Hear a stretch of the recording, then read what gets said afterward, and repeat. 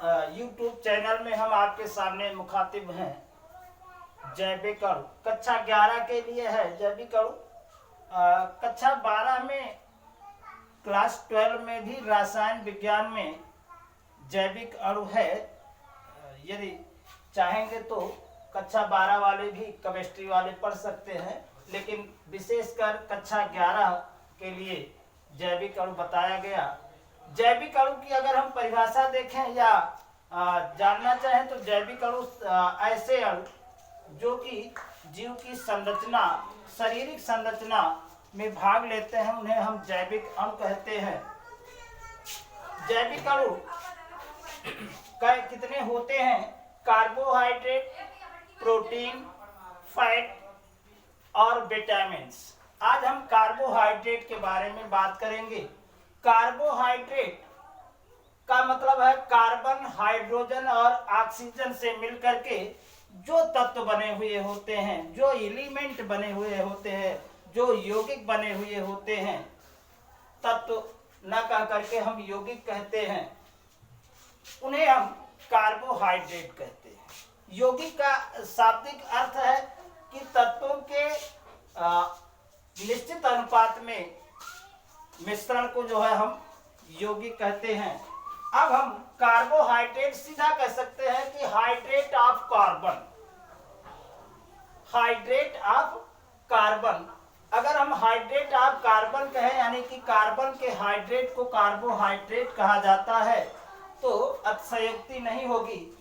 अगर इनका हम वर्णन करना चाहें हाइड्रेट ऑफ कार्बन का, तो कार्बन, हाइड्रोजन और ऑक्सीजन को मिलाकर के कार्बोहाइड्रेट होता है।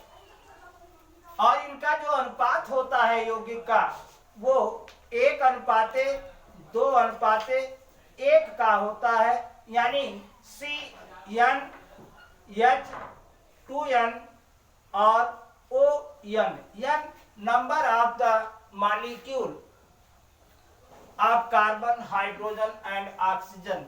Then the empirical formula of the carbohydrate CnH2n and ON. इस आधार पे कार्बोहाइड्रेट बनता है। अब कार्बोहाइड्रेट 3 प्रकार के होते हैं: मोनोसैकेराइड, डाइस ओलिगोसैकेराइड और पॉलीसैकेराइड। मोनोसैकेराइड उन्हें कहते हैं ऐसे कार्बोहाइड्रेट जिनमें 3 से 7 कार्बन परमाणु होते हैं, उन्हें हम मोनोसैकेराइड कहते हैं। अर्थात कार्बन परमाणुओं या कार्बन मॉलिक्यूल की संख्या 3 से 7 होती है, इसलिए इसे हम मोनोसैकेराइड कहते हैं। अर्थात अगर हम देखना चाहें तो इस प्रकार से मोनोसैकेराइड कितने होते हैं?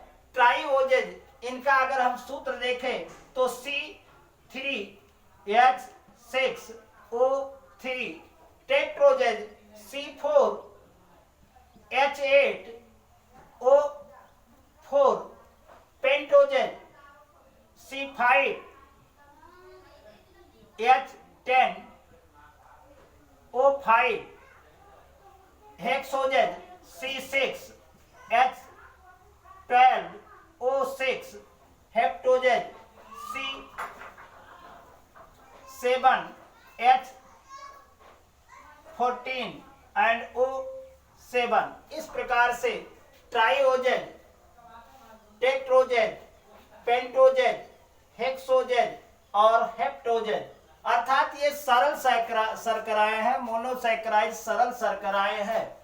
तो सरल शर्करा का मतलब है ऐसी शर्करा जिसके पुनः यौगिकों में परिवर्तन न हो सके, यानी कि छोटे यौगिक जिनसे न बन सके, उन्हें हम मोनोसैकेराइड कहते हैं। अगर ध्यान देना चाहें तो फिर से देख लीजिए, मोनोसैकेराइड में 3 से 7 कार्बन परमाणु पाए जाते हैं। 3 से 7 कार्बन, अगर 3 कार्बन परमाणु पाए जाते हैं तो उसे हम ट्राइओजेज कहते हैं। 4 कार्बन परमाणु पाए जाते हैं तो उसे हम टेट्रोजेज कहते हैं। 5 कार्बन परमाणु पाए जाते हैं उसे हम पेंटोजेज कहते हैं। 6 कार्बन परमाणु पाए जाते हैं तो उसे हम हेक्सोजेज कहते हैं। 7 कार्बन परमाणु पाए जाते हैं तो उसे हम मॉलिक्यूल पाए जाते हैं तो उसे हम हेप्टोजेज कहते हैं। तो इसमें कुछ तो है। अगर हम पेंटोजेज की बात करें तो डीएनए में पेंटोज शर्करा पाई जाती है, आरएनए में पेंटोज शर्करा पाई जाती है। हेक्सोजेन में 2 प्रकार के होते हैं। एक तो ग्लूकोज, आप जानते हैं ग्लूकोज ये हेक्सोजेन शर्करा है। फ्रक्टोज भी हेक्सोजेन शर्करा है।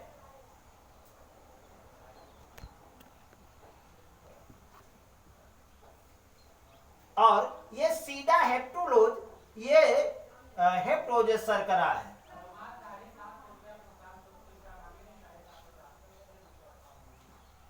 सीधा हेप्टुलोज ये हेप्टोजेन शर्करा है। अगर इनके कार्य की बात करें तो ये स्वाद में मीठे होते हैं, स्वाद में मीठे होते हैं। इनका पुनः दूसरे यौगिक में यानी छोटे यौगिक में परिवर्तन नहीं किया जा सकता है। सूत्र इनका CN H2N और ON होता है। तो ये रही मोनोसैकेराइड की बात। अगर आप कुछ प्रश्न पूछना चाहते हैं तो फोन से आप प्रश्न पूछ सकते हैं, ऐसी कोई बात नहीं है।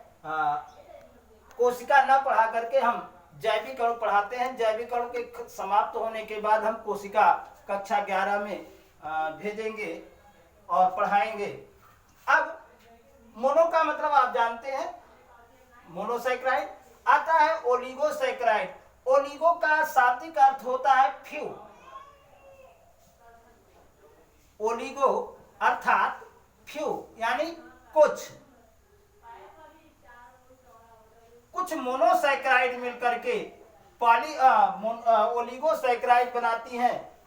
अर्थात 2 से 10 मोनोसैकेराइड मिलकर के पॉली यानी कि किसी भी ओलिगोसैकेराइड में 2 से 10 मॉलिक्यूल ऑफ द मोनोसैकेराइड पाए जाते हैं। तो अगर 2 मॉलिक्यूल मोनोसैकेराइड आपस में मिलते हैं तो ओलिगोसैकेराइड या इसे हम डाइसैकेराइड कहते हैं। अगर 2 मोनोसैकेराइड मिलते हैं तो उसे हम डाइसैकेराइड कहते हैं।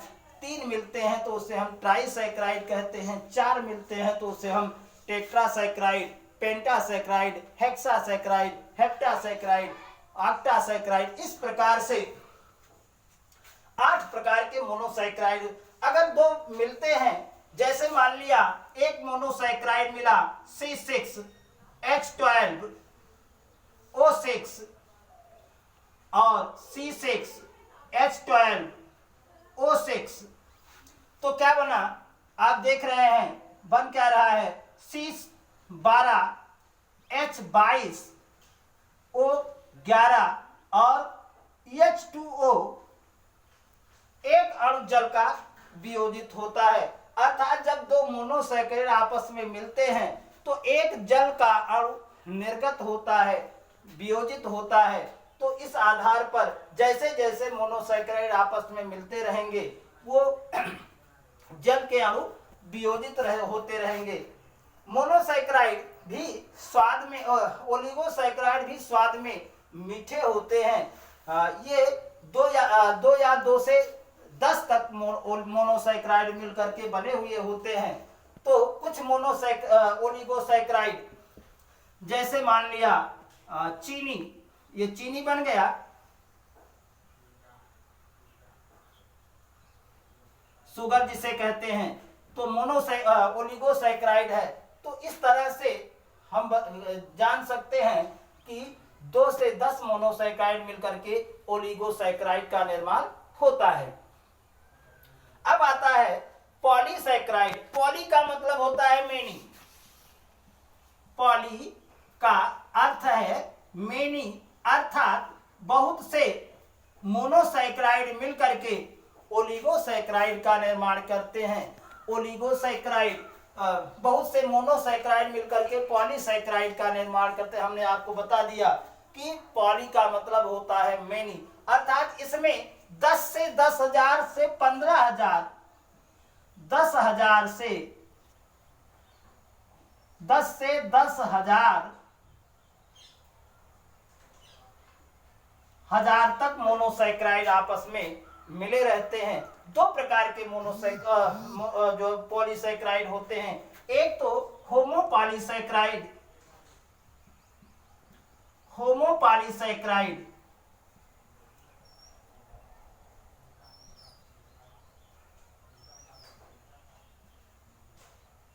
दूसरा हेटेरोपॉलीसैकराइड।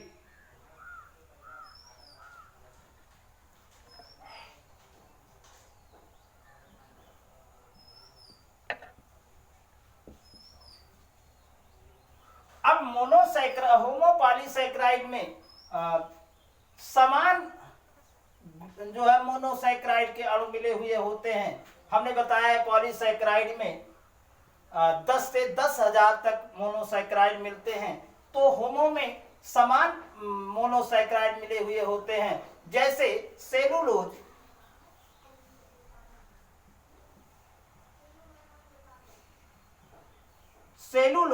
होमोपॉलीसैकराइड है, हेमीसेलुलोज होमोपॉलीसैकराइड है, ग्लाइकोजन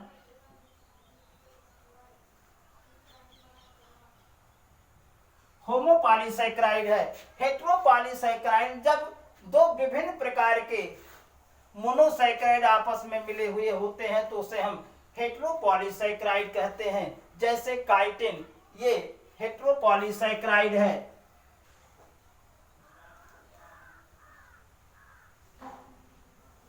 काइटिन ये हेटेरोपॉलीसैकराइड है। तो इस तरह से कार्बोहाइड्रेट तीन प्रकार के बताए गए, एक तो मोनोसैकराइड, दूसरा ओलिगोसैकराइड, तीसरा पॉलीसैकराइड, मोनोसैकराइड।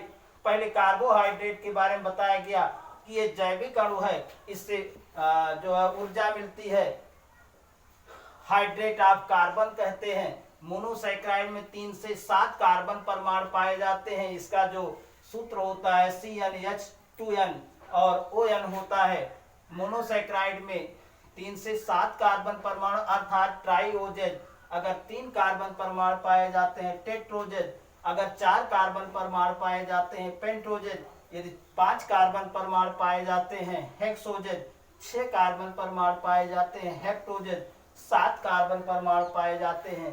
तो इस तरह से इसमें मोनोसैकराइड बनता है। ओलिगोसैकराइड हमने बताया 2 से 10 मोनोसैकराइड आपस में मिलकर के ओलिगोसैकराइड का निर्माण करते हैं। जब दो मोनोसैकराइड आपस में मिलते हैं तो एक जल का अणु अलग हो जाता है, जैसे हमने बताया C12H22 C6H12O6 C6H12O6 मिला तो जोड़ करके होना चाहिए C12H24O12 होना चाहिए, लेकिन इसमें एक जल का अणु वियोजित हो जा रहा है अर्थात चीनी बन जा रहा है, तो C12H22O11 हो जा रहा है, अर्थात इनमें से एक अणु जल का वियोजित हो जा रहा है। तो इसे हम ओलिगोसैकराइड कहते हैं। पॉलीसैकराइड में 10 से 10,000 तक मोनोसैकराइड के अणु पाए जाते हैं। 2 प्रकार के होते हैं, होमोपॉलीसैकराइड जैसे सेलुलोज, अर्थात उनमें समान मोनोसैकराइड पाए जाते हैं। हेटेरोपॉलीसैकराइड ये काइटिन है जिसमें असमान डिफरेंट प्रकार के मोनोसैकराइड पाए जाते हैं। तो इस तरह से हम कक्षा 11 के लिए YouTube में डालते रहेंगे, आप पढ़ते रहिए और जो परेशानी होगी तो आप उसे पूछते रहिए। घर पर